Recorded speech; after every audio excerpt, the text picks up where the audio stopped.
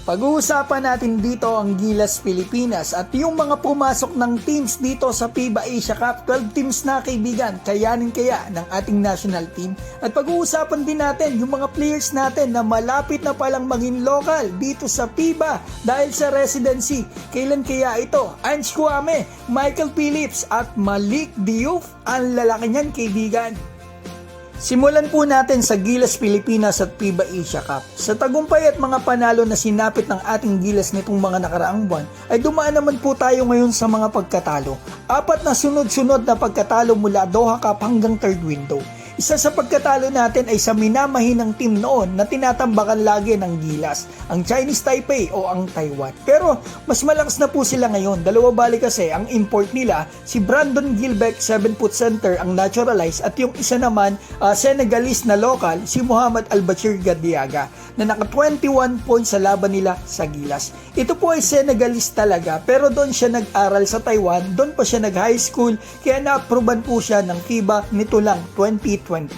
Nasisilip talaga ito ng mga Pinoy kasi walang dugong Taiwan pero nakakalaro as local. Yung sa atin sila JC, Jordan Clarkson, Jalen Green, may dugong Pinoy pero hindi ma-approvean.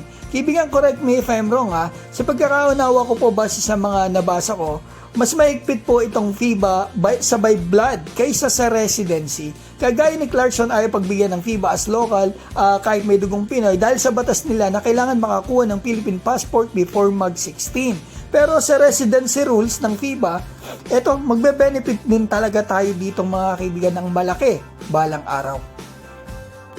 Tulad na nangyari kay Gadiaga ng Taiwan. Kasi madami po tayong players mula ibang bansa, malalakas at malalaki na dito tumira at nag-aral sa Pilipinas. Eto, basahin nyo po ito mula po sa Tiebreaker Times. Maraming salamat po. About po ito sa FIBA residency.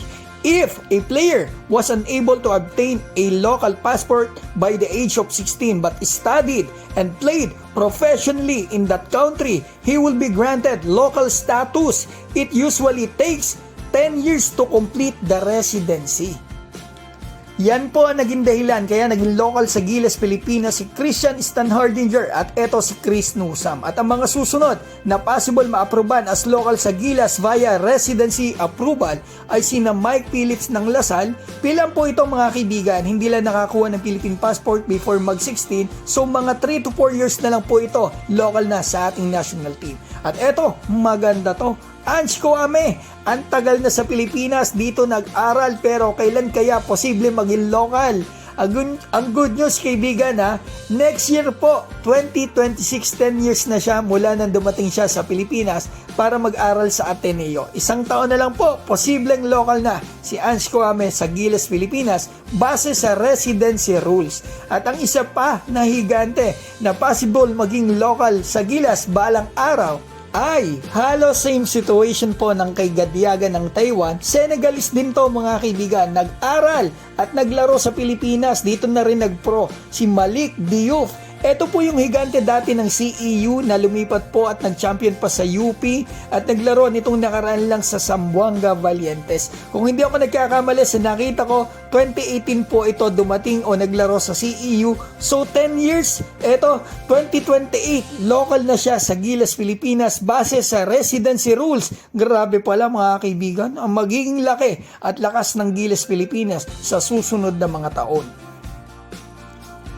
Isipin mo kaibigan, sa 2028 meron tayong Kai Soto 7'3", Ange Kouame 6'11", Malik Diouf 6'11", AJ Edu 6'10", Fajardo 6'10", Mike Phillips 6'8". Tapos ang naturalized natin, malamang eto si Boatwright, ang laki rin, or si Clarkson mga kaibigan, kasi ang ating si GOAT Justin Brownlee ay 39-40 na ng time yan. Experimental starting 5 ko sa 2028, eto mabibilis naman to, AJ Edu, Kai Soto, Malik Diouf, Clarkson, shooting guard. Ang point guard natin, JJ Mandakit. 6'2", future NBA player. Local sa Gilas to dahil may Philippine passport before mag-16. Maganda to, may shooting at magaling pumasa talaga.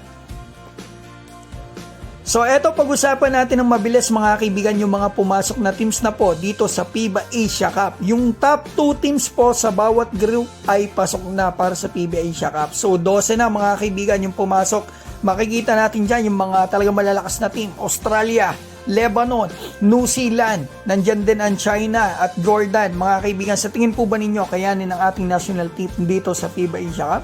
Ngayong walang Kai Soto tayo, mga kaibigan, nakakalungkot talaga.